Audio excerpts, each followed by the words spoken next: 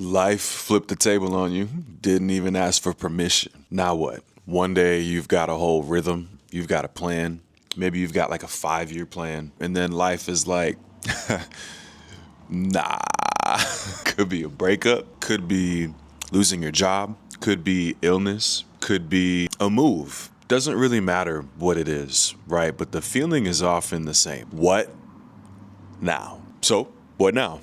This video is for that moment. This video is to help answer that question. Usually, when this happens, when this type of like major life disruption happens, the first instinct for most of us is panic, breakdown, shutdown, anger, spiral. And this happens because it feels like the whole structure that you were building your life on is gone. The whole vision, the whole plan is just gone. So these responses that we have ultimately are normal.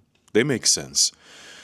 And the thing about these breakdowns, however, the thing about these disruptions, these curveballs that life gives us, they're really just invitations. Let's talk about that. When disruption shows up, it usually doesn't feel much like a gift, okay? It feels like chaos. You can lose yourself. You don't recognize yourself. You're out of your usual routine. And then there's that little voice in your head that starts to get louder and louder. It starts to scream that you're falling behind, you're messing up. Everyone else has it together. Now look at you, right? But let's take a step back from all that. It's what we do on this channel. We remember to slow down. We remember to regulate our emotions, and we reconnect to ourselves and what really matters. And so I want to have you think about the times where something in your life fell apart, because this probably isn't the first time that you've experienced something like this. What usually happened after all of the dust settled? You probably discovered a new path that you wouldn't have chosen. And if you let this moment play out on a long enough timeline, you likely still got where you intended to go, or maybe you even ended up somewhere that was like so much better than your original plan. It forces you to stop autopiloting through your life and through routines that maybe honestly were not aligned anymore, that maybe you seriously needed to break up with in the first place. It's life's way of grabbing the steering wheel and changing the course, changing directions. Like, nah, we need to go in a different direction, right? And in my opinion, that's usually God who's grabbing the wheel more often than not. And in the moment, it sucks. In the moment, it's like the worst. I've been there. But on the other side is like a clean slate, a blank page, a blank canvas. The things that you thought were permanent, maybe they're gone. Okay, great.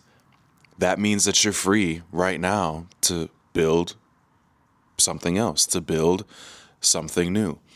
And the thing that you have to remember, that I have to remember, is growth rarely ever is comfortable.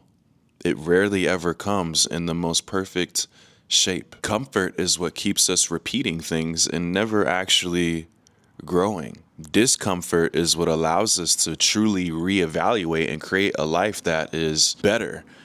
This is the space where you ask, what do I want now? Who am I actually becoming now? And that right there is the whole thing. That's the whole opportunity. And I understand in this moment, it may not feel like it. I understand when you've been hit with the curveball, it does not feel like an opportunity.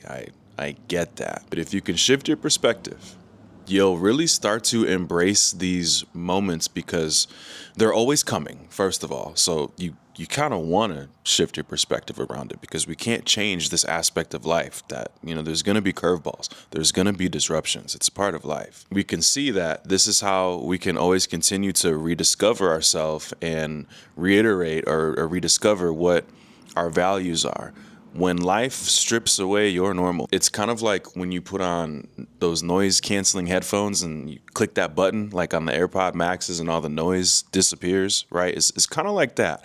All of the external chaos quiets, and here your minds can settle in ways that maybe it wasn't able to with all of the distractions. Disruption has this way of showing us what actually matters inside, what matters to us. And this is because when everything else grows unstable, our core values start to make themselves so much more clear. Maybe you realize, I actually don't care about that job title. I never did. I care about creative freedom, as an example. Or maybe it turns out you actually didn't need such a big social circle. You didn't need so many people tapped into what's going on in your personal life. You just needed 3 people that you could trust with anything. And the disruption revealed who those 3 people really are. And everyone else maybe didn't really matter as much as you thought. This is the rediscovery phase that's just so necessary in a lot of different stages of life. Every stage of life, it's necessary. Whether it's, you just got out of high school, right? Or whether that's, you're in your 30s like I am. And the thing with rediscovery is you don't have to fix your life overnight, and you're actually forced to accept that you can't. You can't fix it overnight. You don't have every perfect answer. You have to be slowing down and asking yourself, if I'm not who I thought I was before this, who am I now? Who do I want to be? And maybe you even realize like who you've always been, and you find parts of yourself that you forgot. Like sometimes you'll surprise yourself even. Sometimes you'll realize that there's this level of resilience within you that you didn't know you had. And maybe because you didn't know you had that, you held yourself back before. But now you know you have it, and you don't hold yourself back moving forward. Maybe you find some sort of hidden strength that you didn't know you had. Like maybe you realize you're actually pretty calm under pressure, and the pressure that you were avoiding isn't something you need to avoid anymore. And sometimes we find passions that we didn't know we had that were buried under so much responsibility that we had accumulated over time, right? And sometimes those passions get to resurface because now we have the space and the energy for them. The truth is, when we experience like a major shakeup, a major life disruption, it strips away the performance. It forces us to kind of take off the mask for a while. And that's a good thing, right? It's just life giving you more self-discovery. And yes, it can be intense. You find yourself in this in-between space, okay? Awareness is great. It helps to have some direction, however. And start small. Just start small. Take it from, if this is your first time watching this video, take it from the serendipitous guy talking to you and, the algorithm showing you this video at the right time. Just take it from me, take it from here. Start small. When the old map doesn't work anymore, you don't need a brand new map overnight where you know every single step and where you end up. You just need a compass. Come on, analogy, right? You just need something to point you in the right direction. That's really all you need. This is not the time for perfection. This is not the time to know every next step or the full bigger picture. This is the time for just steps in a direction. That might look like building a new morning routine or a new morning ritual, even if that's just 5 minutes that you never took before.